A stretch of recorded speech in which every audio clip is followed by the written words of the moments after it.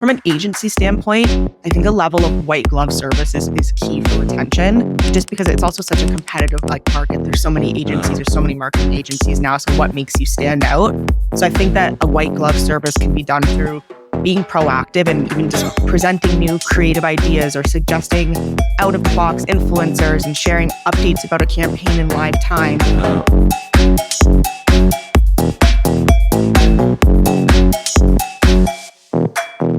Hello, everyone. Welcome back to the WIM podcast. I am really happy to be back here with you guys. I so appreciate that last week I shared a little bit about my, je ne sais quoi, how do you say it? My crisis that is so dramatic about the podcast, this podcast, and just wanting to mix it up a little bit, change it up a little bit, just be more candid with you guys, a little bit more personal. Anyways, I had multiple people reach out about it. And also people say, I want to co-host a show with you. I love that. Thank you so much for reaching out and having the balls to do that. Cause it was also mixed with I don't know if I should be reaching out or, really putting myself on a limb here. But no, you should always do that. You should always do that. If you want something and if it's something that you're interested in, why not? We have one life to live. So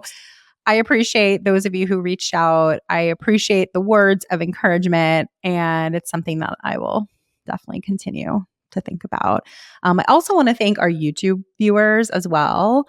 I have seen a pretty significant little spike in the people who watch us on YouTube, which I love. So please subscribe to that channel. It definitely helps us a lot. I'm learning about YouTube as a creator, on that side of things. It is not easy. It's very hard. Our platform that most people listen to us on is Apple Podcasts. So for those of you there, thank you. Love ya. But also subscribe just on YouTube. And sometimes, you want to see the facial expressions and, kind of consume this on a different level. It could be fun. Just throwing it out there. But thank you guys just generally for tuning in, listening, subscribing, all the things. Today, we have an awesome guest. She is a fairly new member of WIM, but certainly not new to the industry. Her name is Samantha Boulos, and she works at an awesome company called Viral Nation. She has about 7 years or so of experience in the field. She's developed a deep understanding of influencer relations, social media, and digital marketing. She has successfully executed multiple projects from ideation to delivery for clients such as L'Oreal, Ferrero, Haleon, and more. She's passionate about client services, which is in the role that she's in now, and creating impactful marketing strategies that leverage the power of influencers and social media to connect with the audiences and achieve her business goals. In her current role at Viral Nation, she manages the execution and quality of creative campaigns for global brands across the various verticals. She mentions those brands in our conversation later. She also oversees a team of talented and diverse professionals who deliver innovative solutions that drive brand awareness, engagement, and of course, conversion. We had a very interesting conversation, a lot about the ins and outs of when things go awry, whether it's with a client or the job market or all sorts of scenarios. We really dug into it in this episode because it's just so important, you guys, that we destigmatize these things where we're all experiencing them. So why aren't we talking about it more? So she gave some great advice in terms of when things go awry, how to handle it and how to come out of these situations unscathed. I'm very excited for you to listen to this episode. Again, thank you for subscribing. We really appreciate it. Leave a review or a comment. Thank you so much for sharing this episode. And without further ado, it's our guest, Samantha Boulos. This show is sponsored by Women in Influencer Marketing, better known as WIM, the best online community for the creator economy. You will meet fellow influencer marketers, you'll meet brands, you'll meet talent agencies to talk shop, get hired, and even find a mentor. When you become a member, do not forget to check out all of our incredible resources. For example, we have dozens of masterclasses from the top voices at TikTok, at YouTube, award-winning agencies, and women who are paving the way for us all. So if you want the chance to network with a who's who in influencer marketing, check out what it takes to become a member. Make more money and have fun doing it. Visit iamwim.com/join. That's iamwim.com/join today. And I so look forward to seeing you more around the community. So I'm very excited to have you here today. So Samantha, thank you so much for being here. We heard a little bit about you in the intro to the podcast, like you on paper, but I think it would be awesome to just hear a little bit more like from you in your own words so people can get to know you. Just about your journey to influencer marketing. Like everyone's path is so unique and I'd love to hear more about yours. Totally. Well, firstly, thank you so much for having me. I'm so excited to be chatting with you. I've been in influencer marketing for about 7 years now. I know that influencer marketing is one of those industries where like everyone's verticals and like experience getting into it is so different. So excited to share mine. A little backstory. For as long as I can remember, I have wanted to work in the beauty industry. I was obsessed with all of the beauty gurus, like the Carly Bybels, Jackie Aina. I would watch hours and hours of YouTube tutorials, like makeup tutorials, and like get readies with me and all of that. And this was all during a time where I wasn't really even aware that I could pursue influencer marketing as a career. I felt a little lost at times because I wanted to merge my career with my passions, but I didn't really know what that looked like. At this time as well, I was also working as an artistry coordinator for Anastasia Beverly Hills, where I would essentially go into different Sephora and Nordstrom locations. So this experience really helped me jump into the corporate world. And then after my undergrad, I was fortunate enough to secure a role with the skincare brand Farsali. I'm not sure if you're familiar with it, but I was basically the first person on their marketing team. And then within this role, I owned all of their social media activity. For those not aware, Farsali, they were like the skincare droppers that were like really popular on like Instagram, like IGTV and all of that back in the day. But Farsali really was a pioneer in the beauty industry as one of those like Instagrammable brands with viral products and a really hyper engaged cult following. So naturally, influencer outreach and those influencer partnerships kind of flourished as the brand grew so rapidly. And before I knew it, I was just fully immersed in the influencer marketing space. So it wasn't necessarily something that I sought out, but it kind of just presented itself. And I was like, wow, I really like this. And from there, I had enough experience under my belt to kind of move around to different brands and eventually moved working to more on the agency side after being kind of brand direct for so long. And that's really how I got into it. And so now you're at this wonderful company, Viral Nation. And I don't know, tell us, most people listening have heard of Viral Nation, are probably even familiar with Viral Nation, but let's like level set for everybody. Like tell us a little bit more about like the awesome work you guys are currently doing. Yeah. So I recently started a role with Viral Nation at the end of last year, and they are a leading marketing and talent agency with really an amazing portfolio of clients and influencers. I sit more on the client services side of things. So overseeing influencer marketing activity and a bit of like studio and production work. And it's been really great so far. Even like I naively, when I interviewed for the position, I thought that they were just a talent agency that kind of did one-off campaigns. They really are full service. They have an entire studio and production team. And then there's like, of course, like the talent side of things. They do like brand lift studies and paid media and so many things. And they have some really great accounts on the side of the business. So it's been really great so far. I'm really enjoying it. Can you share some of the accounts that you guys work with? I think people would love to hear like some of the brands that you guys work with. And of course. On my side, so I'm kind of like on the Canadian sector, which is also pretty new for me. But 7-Eleven is actually one of the biggest accounts, which is not necessarily in my vertical, but it's so much fun. They can be really cheeky on social media. And like the creative content that we make as well is just so exciting. Like Instacart, Elf Cosmetics is a huge one. And they really touch on all verticals. So it's been really good. And it's really great getting exposed to all these different accounts that maybe you wouldn't have if you were working brand direct. Yeah, for sure. It gives you so much variety. It gives you all this experience. I'm sure like no day is ever the same and it's fun. So you shared earlier that like you just recently started there. And I think that a lot of people can relate to that job hunt, that job search, like trying to find their next big deal, their next big role for the next step in their career.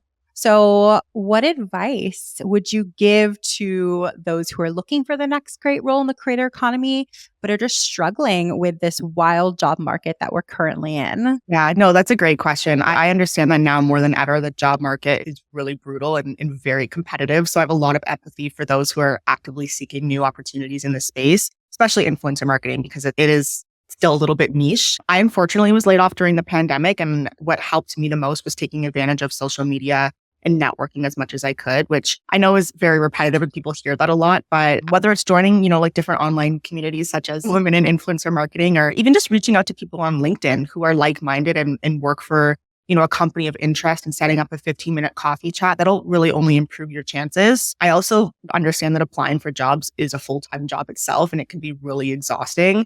So I would always advise just prioritizing your mental health and take the pressure off of having to secure your dream job. I would never suggest settling in your career, but taking a chance on a new opportunity, perhaps in a new vertical, or stepping outside of your comfort zone will only help you grow and build your skill set. And then in addition to networking and exploring different niches, I think freelancing is a really great way to build your professional relationship. So if you could do that, even while you do have the luxury of being fully employed, or hopefully that can kind of carry in the case that, you leave your current role, and of course will benefit you in a financial capacity. So nothing wrong with that. That has been such a trend that I've been seeing. We're having an event later this month in April all about freelancing in the creator economy, because so many people have either left on their own accord their big corporate jobs or been let go. And they're like, well, I want to continue learning. I want to continue working. And I want to maybe have more control over my destiny. Absolutely. While I'm sitting here possibly interviewing for other people. And a lot of people, some people haven't gone back to their corporate jobs. Some people really loved that life. So it's certainly a trend that we've seen as well. But I'd love to hear a little bit more about the mindset part of being in between jobs. Like you said, you were part of layoffs. And I feel I don't know, there was such a small percentage of people who have ever even experienced that in their life. And nowadays, that's a really common occurrence where you go to work, you do your best, and you're legitimately doing a great job in most instances. There's just not enough money to go around, or they just need to make cuts in some capacity. And it's a mind fuck a little bit, I'm sure, to, be doing a fantastic job and then to be laid off. It's a really scary time. But I think it's important that all of us really stay focused and remain having perspective. And I'm just curious, how did you really get through that? What was it like for you? And did you struggle, or were you able to pretty successfully get through that? Yeah, no, absolutely. I mean, I felt traumatized, and it was so caught off guard. It really it almost is like going through a breakup, getting broken up with, because it's this is not mutual. I don't want this. I've dedicated so much time and energy into this. I was so excited to start. So yeah, it is really hard. And I think with, social media now and LinkedIn and people being more transparent and candid on TikTok and Instagram, I think I was really embarrassed when it happened to me, to be honest, because I had shared with so many people, I got this job, I'm so excited. And we're in the middle of a pandemic and I'm working from home now and this is so cool. And then getting laid off, I was embarrassed because I had affiliated my career with my identity for so long. I was well, I work in influencer marketing and I work in the beauty industry and I'm so cool and I get to post about it. And then when I lost that, I'm well, what am I? What am I doing? And I think that when it comes to your mental health, you have to be strategic with your thinking. And of course, that's a luxury. And I know that's easier said than done. But I think knowing that you're not alone and that there are so many people out there who have been through it, and there's so many communities. And at the end of the day, what's meant for you will happen. I even look back at the job that I lost thinking that it was my dream job. And I just look and I'm I'm so much happier now with where I am. And of course, it's really discouraging. But I think just being transparent and trying to get ahead of networking and talking to people about it, I think will only help you kind of get out of that rut. From a financial standpoint, of course, it's less than ideal. And I unfortunately don't have that much advice how to get over that, because I know that's a mentally taxing thing. But yeah, I think don't ever take anything for granted. Even with your current role, try to do things that save money and do things in your current job just in case that unfortunately happens. But yeah, I think it's really important to just be transparent and connect with people as much as you can. And I appreciate you saying that too, because I think that, for many people who haven't been affected by it, there is stuff that they can be doing actively to have an insurance policy, so to speak, for the case that it might happen. It could happen to anybody in these, this day and age. So I appreciate you saying that. Put a little extra money aside, have a contingency plan, have a backup. Every business is a little different. Some people don't let you have work on the side, but if you can, establish maybe your own sort of personal brand aside from your company, if they're okay with it, because I don't want anyone to get in trouble. Like it's just all like an insurance policy, which I think is Absolutely. really smart, and we need to protect ourselves. But speaking of protecting ourselves, we discussed prior to our chat now about how you feel very strongly, and rightfully so, about just like toxic work environments. And we're talking about a lot of just, I don't know, things that a lot of people can relate to today, but maybe not everybody wants to talk about. But since so much of us relate to it, we need to like destigmatize these things. It's so important. So I'd love for you to share, is there any advice that you would give to somebody who's in a toxic work environment listening to this in order for them to come out of the situation unscathed? Yeah, absolutely. And I think, I mean, even like I just said prior, like I'm just seeing so much transparency on social media. Like I open my TikTok, my For You pages, people being like, my boss micromanages me. Here's 4 tips on how to reply back. And I just love that it's being brought to light now, because I feel like so many companies are actually like this and it's not talked about. And unfortunately, toxic work environments are not always something that can be detected during the interview process. And we may find ourselves in that situation unknowingly. The best advice that I can give is to protect yourself. And I mean this legally and mentally. If you find that the way that business operates is toxic, or if you're being mistreated directly, you ultimately should begin the process of seeking employment elsewhere, because I don't think that any job is worth that. But in the meantime, I know that it's not easy to just go get a new job tomorrow. I would highly suggest just documenting everything. Create a paper trail. This will help you protect yourself so you have evidence of everybody's interactions in the case that there is an unjustified termination. And I know that's kind of being a little bit extreme, but I think it's really important to make sure that you're documenting things. And then when it comes to your mental health, I think perspective is so important, kind of like I mentioned before. 9 times out of 10 in a toxic work environment, nothing is personal. And these issues are within the business more at like a senior leadership level, and they just seem to be trickling down to you. And I think it's always important that you remember that you're not being paid to stress outside of work hours. So I would suggest that you show up on time, you do your best work with good intentions, get your work done, sign off, because your personal time is valuable and no job should ever really be controlling your life. No, I mean, if anything, it's interesting because I really resonated with what you said earlier about like really intertwining your identity with your career. That like really hit hard. And I feel like a lot of people might relate to that as well. So it can be challenging to check out at the end of the day and sort of separate maybe personal and work life. At least it is for me. But I can imagine in this, for the sake of like preservation, if you're in a bad work environment, you almost have to, because you don't want that sort of a thing to seep into your like precious, like sacred time when you're away from work. So it's hard to compartmentalize these things. Like sometimes we go home and just get it all out because we can't really do that at work if things are not going well. But I can totally appreciate that for sure. Quick question for you guys. How much do you love redlining agreements?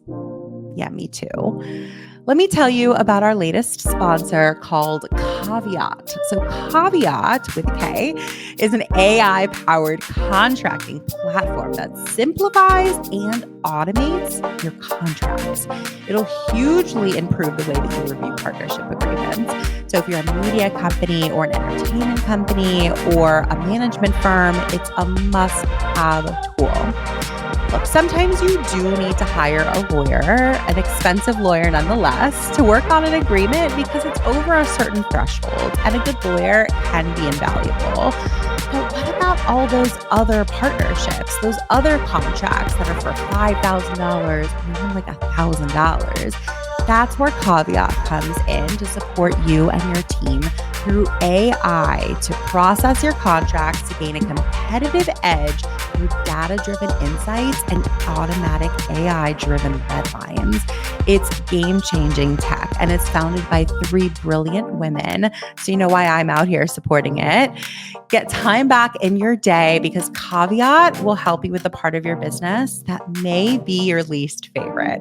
So head to our website. It's iamwim.com/caveat for a completely free trial. That's iamwim.com/KAVEAT. I hope you guys love it as much as I do. And then I think a lot of people talk about having a difficult time with clients as well. And if anyone has worked certainly at an agency where there are more clients than just, one in-house client, it can be a challenge. I've heard countless stories from people, and they always blow my mind. Like every time I hear them, I'm like, no way. Like I can't believe that I was even worse than the last story I heard. I really hope this toxic interpersonal relationship cycle, I really hope by having people talk about it more and these things that you're saying that you're seeing on social media as well, like I hope that it like eradicates this. But like in the meantime, people will be people. And I'm curious from your perspective, any advice on how to navigate delicate situations when it's a client that it's like extra confusing because you're there to please the client, quote unquote. What experience do you have? You don't have to share names, obviously, but any advice or thoughts on that? Yeah, I mean, guys, much as I would love to share names and really just go in, I won't. Yeah, of course. I think that with clients, it's tricky because you're not going to go to HR and say like, oh, this client's, being passive aggressive with me, because at the end of the day, there is that power dynamic and this hierarchy, if you will, of like, yeah, you have to please them. They're paying you for a service. But if a client is unhappy, this often stems from unaligned expectations and maybe not adhering to what they were under the impression that they were receiving. But on the counter, I do also understand that there are clients who just have difficult ways of working and seem to overcomplicate things. In this situation, I think that transparency is key. Shedding light on like the workflows and the complexity of fulfilling certain things may make the client have more of an appreciation for the time and the effort that's dedicated to fulfilling a task. And although there needs to be a great level of service to your client, it's okay to push back. They are paying you to complete a service. And if something cannot be executed in a high quality fashion, or if it will not actually benefit the client, pushing back with context and a better recommendation will only build their trust and respect for you. I love that you said that. And, look, there's a lot of women out there who are people pleasers or afraid to speak up. And the fear, I would assume, is that by speaking up or by pushing back, especially, like that's just not going to be received well. Like that would be like the last thing you should do. But I cannot agree with you more, which is just in my experience, and it sounds like in yours as well, when you have pushback, but like you said, with context, with explanation, with possibly also a solution in hand as well, it really like builds the relationship up even more than where it started, because now there's like this underlying additional level of respect, and you've really truly helped them see something that they weren't seeing before. And I think like clients can be tricky, and the word client can mean completely different ends of the spectrum depending on where you sit in the creator economy, right? Because when you work at an agency, a company that does both of, if you're a manager, your client is the influencer. Yeah. And if you're a brand facing, your client is the brand. They all have their nuances. Why? Because like they're all human beings. And if you're in the business of working with people, like it's a very complex business to be in.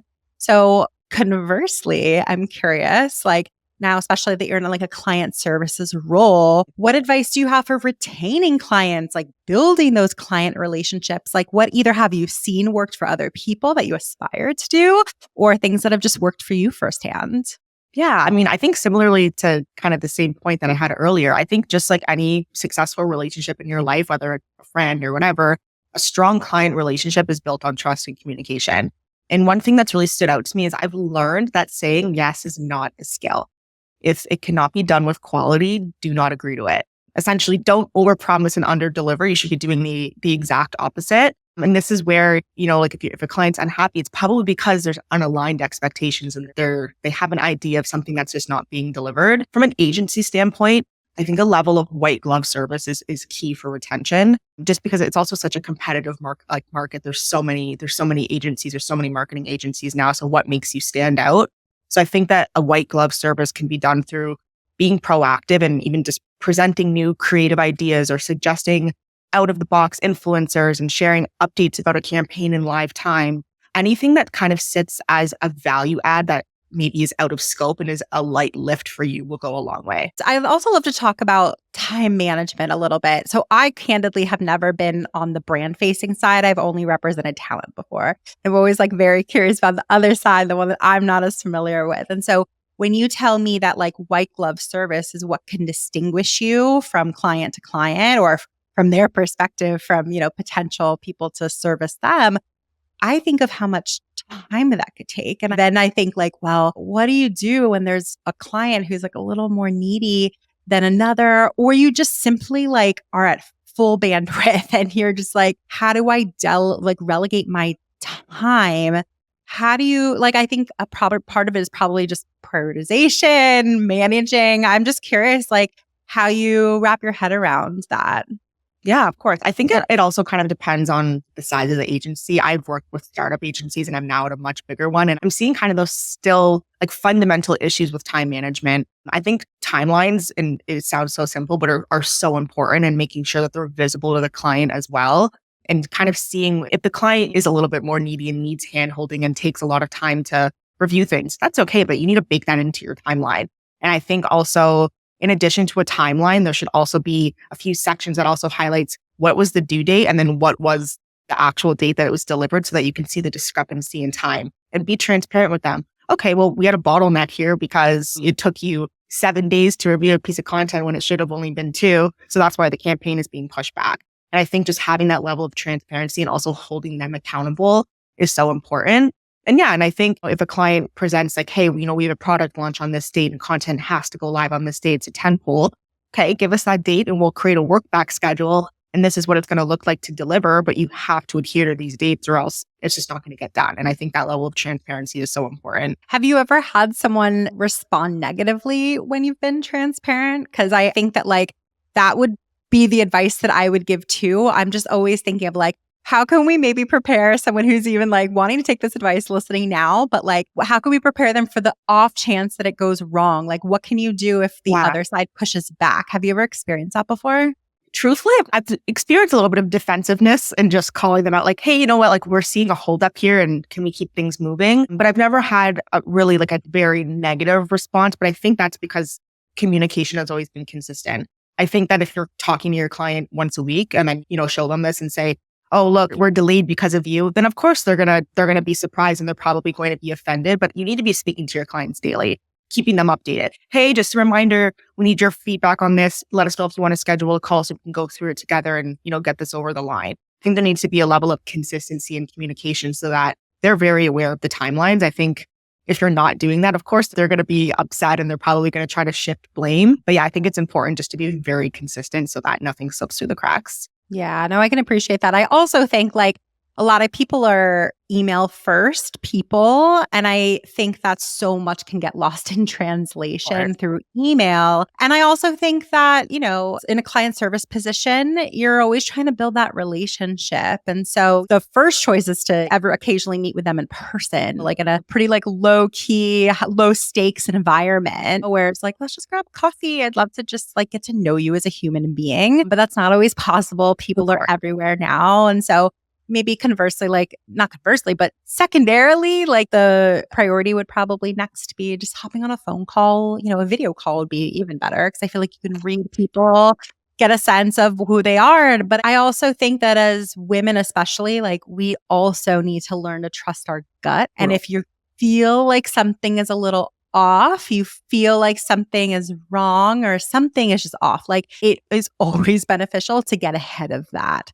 So I feel like some people will like stew on it, be like, maybe I'm wrong, like, or maybe it'll get better. But I find that like to your point about transparency and over communication, just sort of like not calling it out in a bad way, but just acknowledging and sensing a little something like, I just want to check in and make sure we're on the same page and we're all copacetic. And just the more that it lingers, I feel it's like really easy. Like just knowing like how like the stakes are so high with a client relationship, it's so easy to just gaslight yourself and like, oh, I'm the problem. Like I must have been the reason why this slipped through the cracks. But I do think that it's really important to be consistent in that sense. And also an example is a client who I've experienced who they have a really big team. So there's a rigorous approval process. So we had a weekly standing status call where we check in on all things around the times where a lot of things are moving and we have, campaigns going live and we have shoots coming up. We'll have 2 status calls a week. And that way it's at the top of the week, connect at the end of the week, make sure that everything's good.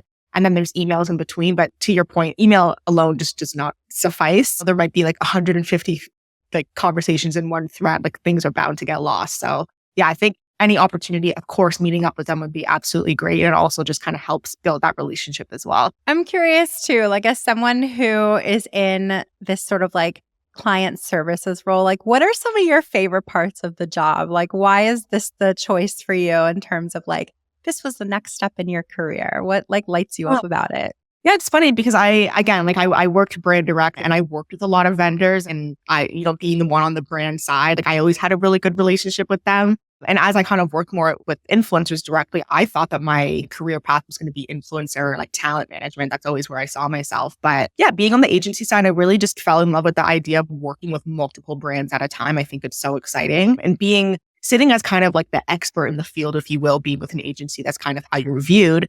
It's been really enjoyable working with clients and educating them and also helping them look good to their bosses, if that makes sense. Because at the end of the day, like the marketing teams that you're working with directly for a brand, like they're the ones who are, kind of a representation of the work that gets done. So I think it's been really exciting kind of just seeing something come to life and then making a brand so happy or look so good or be so successful. And then doing that multiple times for different accounts is really rewarding. And I'm a very creative person and I love to be kind of on the supporting side of briefing and creating content. So being able to do that across many different verticals and then also building relationships with such cool accounts has just been so exciting. And yeah, I see myself staying in client services for quite a bit. I love that. And you do have some cool accounts. Like not everyone's as lucky. I've heard some people work with like some prescription medication or like some boring CPG products and like they'll find the joy in that, hopefully. But you have some really cool accounts. So that is a good thing. And I think that's interesting, right? Because when you're interviewing for a new job and this sort of a position where your clients can vary, I would assume that it would be smart to dig into a little bit of like, who would my clients be and the nuances of that? Because we're very used to being interviewed and not necessarily interviewing the interviewer. All the time when we're looking for a role. And I think that's also important. These are the people that you're going to be dealing with on a daily basis, maybe even more than your colleagues in some cases. But speaking of the job market again, like it's so interesting because women dominate our industry in terms of numbers, in terms of like how many of us are in it and percentage of that. But we still struggle to make the same amount in terms of comp numbers and comp dollars. And we struggle to be supported when growing a family and taking a mat leave and, asking for what we're worth, for example. So I'm just curious, such a broad question, but I'd love to get your take on it. Like, how do you think women can proactively help themselves in their careers? Yeah, no, that's a really great question. There was a point, very early in my career where I, like many other women, struggled to advocate for myself and I would just settle and just I'm so grateful to be here and just kind of overlook those things. But I will say that I've reached a point in both my career and my personal life where not only do I recognize my value, but I believe in my value. And I think when negotiating your salary or whether it's like roles and responsibilities of your job, maternity leave, mental health resources, whatever it may be, understand that the only person responsible for advocating for you is yourself. If you want something because you believe that you deserve it, there is power in that. And you would be doing yourself a disservice by not exploring different terms and really just asking for what you want. If you don't ask, the answer is no, of course. Yeah, I love that. It really comes from like this deep seated, like rooted, basically like how you feel in terms of what you're worth. Yeah. They have entire books dedicated just to that, conferences dedicated to that. I've personally read them and attended them. So I can vouch. And I think that's a good point because it's really more than just like a superficial like way of pursuing it. It's not a Band-Aid that you could just slap on to really deep down. If you believe it, it's going to have more likelihood to become your reality. And that takes time. That's not something that happens overnight. That takes practice because that's not something that just like happens naturally or easily for most people. So I appreciate you saying that. And my last question is just how can our listeners find you to get in touch? It's been awesome chatting with you and I'm sure people want to learn more. So what's the best way for them to connect with you? Yeah, absolutely. I'm very active on Instagram. My Instagram handle is just my name, Sam Boulos, and then as well as my LinkedIn. But I'm always looking to connect with people in the influencer marketing space or just marketing in general. And I'm always open to a virtual conversation, or if you're in Toronto, then of course an in-person. But yeah, please reach out and chat if you're interested. I would love to. I love that so much. And we will link your Instagram in the show notes so everyone can reach out and connect. I so appreciate you being on today. It's such a really cool conversation. Any parting words for our listeners? Well, this was great. Thank you. Thank you so much. Yeah, I've been a part of Women in Influencer Marketing for like a few weeks now, maybe a month, and it's been wonderful. So I would highly recommend joining. There's so many resources, and yeah, really looking forward to continuing and connecting with more people. And so Sam is a member, which means that you can also just send her a DM in our Slack, and she's easily accessible and happy to connect that way. If you're not a member, Instagram is the best place. So thank you so much for joining. Loved your perspective, love your career path, and thank you guys for listening. We'll see you next week. Thank you. If you enjoyed this episode, we gotta have you back. Check out our website for more ways to get involved, including all the information you need about joining our collective. You can check out all the information at iamwim.com. Leave us a review, a rating, but the most important thing that we could ask you to do is to share this podcast. Thanks for listening. Tune in next week. Tune in next week.